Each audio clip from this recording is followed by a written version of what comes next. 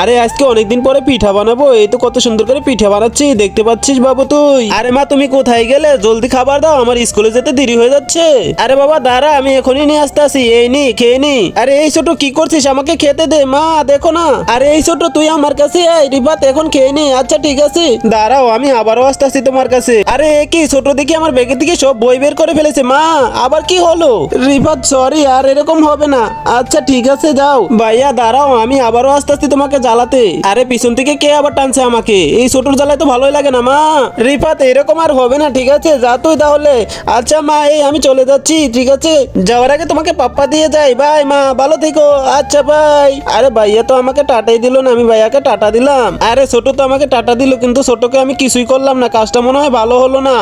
এক কাজ করি, তার আগে এক সাইডে আছে দুধ, অন্য সাইডে আছে মদ, তুমি কি খাবে? যদি তুমি দুধ খাও তাহলে ভিডিওতে লাইক এবং চ্যানেলকে সাবস্ক্রাইব করো। এইভাবে লাইক সাবস্ক্রাইব করে শেয়ার বাটনে টিপ দিলেই তখনই জাদু হবে। একবার যদি না হয় দুইবার ট্রাই করো। আরে ছোট আমার ভুল হয়ে গেছে, এই নাও পাপ্পা, ভালো থেকে বাই।